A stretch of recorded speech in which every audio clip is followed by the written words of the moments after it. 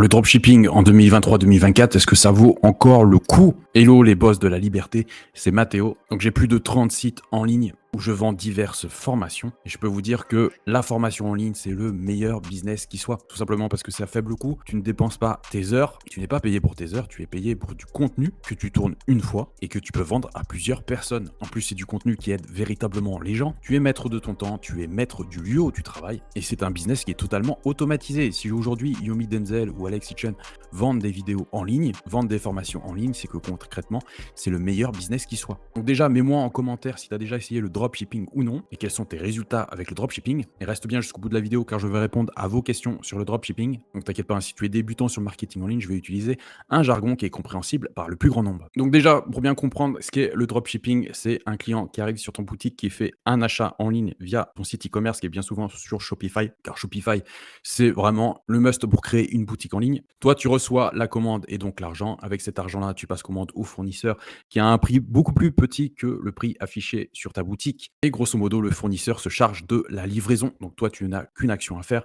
Tu n'as pas à gérer de stock et tu empoches toute la marge en fait. Donc plus l'écart est important entre le prix d'achat du produit et le prix de revente, plus c'est intéressant pour toi et plus malheureusement le client, entre guillemets, achète cher un produit qui ne l'est pas réellement. Donc en termes d'éthique, c'est un peu moyen. Après, pour respecter cette éthique en termes de dropshipping, il faut vraiment faire en sorte que la valeur du produit et la valeur du prix d'achat soient complètement déphasées. C'est-à-dire que le prix d'achat est bien plus faible que la valeur réelle du produit. Donc comme ça, quand le client recevra le produit, il ne sera pas déçu par sa valeur réelle. Après, comme je dis toujours, le dropshipping est très critiqué parce qu'il y en a plein qui font n'importe quoi, comme les influenceurs de télé-réalité, etc., qui créent leur boutique, etc., alors que c'est du Alibaba tout craché. D'ailleurs, je crois que c'est Alibaba même ou AliExpress qui a mis, en avant une influenceuse avec une de leurs robes pour bien l'épingler, bien lui dire: «Ouais, tu es en train de vendre notre gamme, on l'a bien vu». En tout cas, ce qu'il faut savoir, c'est que c'est la règle du prix d'achat et du prix de vente, ça a toujours été, hein. C'est comme, je prends toujours l'exemple de la grande distribution.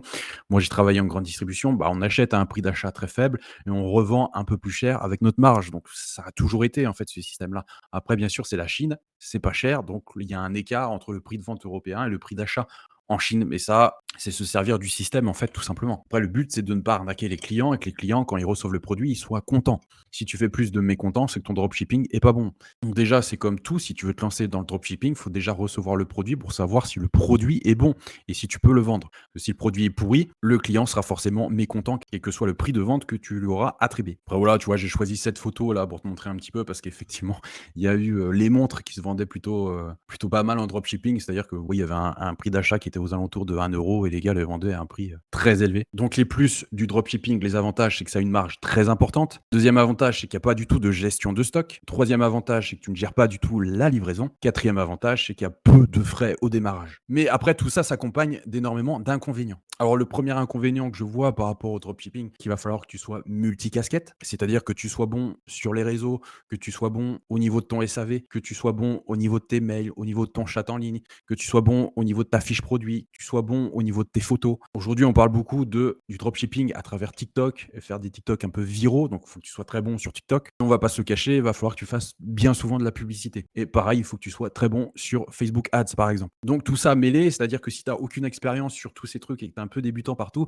il y a quand même peu de chances que tu réussisses dès le premier coup. Après, ce qu'il faut prendre en compte, c'est que le dropshipping a quand même des coûts vis-à-vis de la publicité qu'il va falloir en prendre en compte. Il y a le coût de Shopify qui n'est pas gratuit, c'est un abonnement. Il y a le coût du nom de domaine, parce que le nom de domaine, il t'en faut un pour que ça paraisse quand même un peu sérieux. Et puis le gros problème du dropshipping, c'est le délai de livraison, parce que autant un client va accepter 2-3 jours de livraison, autant il va avoir beaucoup plus de mal sur une semaine et demie, voire 2 semaines, voire pas du tout recevoir son produit. Et crois-moi, c'est fréquent avec les produits qui viennent de Chine.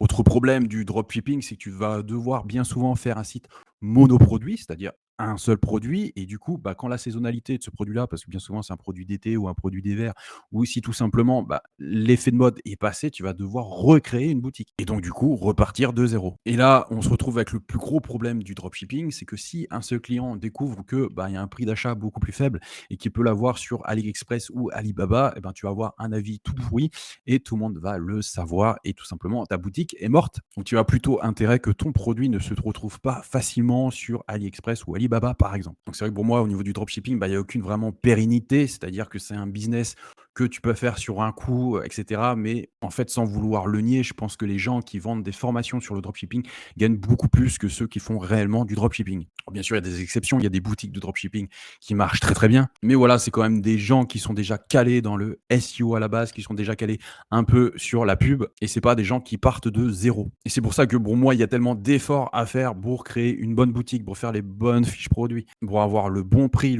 attractif, pour la gestion du SAV, la gestion des livraisons, renvoyer les colis qui sont jamais pas arrivés, enfin refaire une commande tout simplement. Bah, c'est beaucoup d'inconvénients que en fait la vente de formation n'a pas. Car la vente de formation est beaucoup plus simple. J'ai même l'exemple parmi mes élèves de personnes qui vendent des formations sans page de vente vraiment travaillée, sans nom de domaine et avec un outil totalement gratuit. C'est juste qu'ils sont les seuls à proposer une formation dans cette niche qui est la leur. Donc, quand tu n'as pas de concurrence, on dit que c'est un océan bleu et quand tu as beaucoup de concurrence, on dit que c'est un océan rouge. En plus, le dropshipping, bah, dès qu'il y a un produit qui est vraiment phare, il y a tout le monde qui se met à le faire.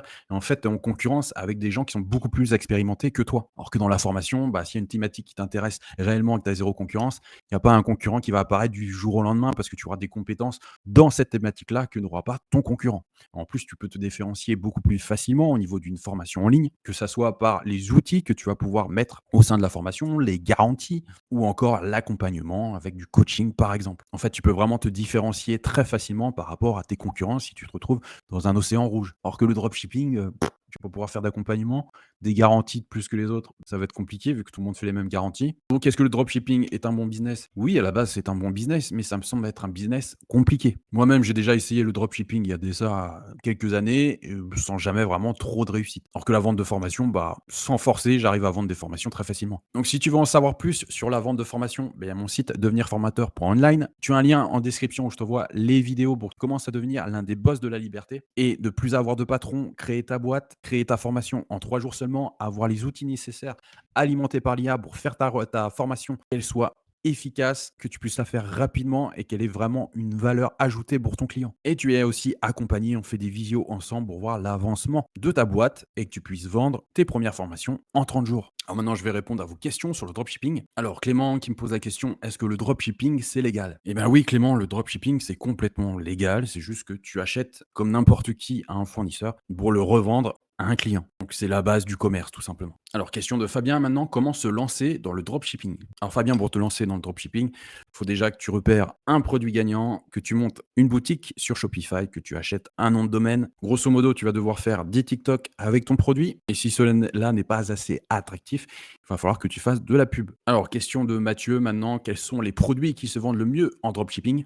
Alors les produits qui se vendent le mieux en général en dropshipping, ça va être 1, les gadgets technologiques, 2, les vêtements et 3, la décoration d'intérieur. Ça va être vraiment les produits phares en dropshipping. D'ailleurs, je ne sais pas si tu le sais, les boutiques comme Jiffy, etc., en décoration d'intérieur sont bien souvent des produits importés directement de Chine. Alors pas tous, bien entendu, mais une grande majorité. Je te dis à bientôt pour une prochaine vidéo. N'oublie pas, en description, je t'ai mis un lien pour recevoir mes vidéos totalement gratuites qui vont te permettre de faire le premier pas en tant que boss de la liberté et rejoindre la team.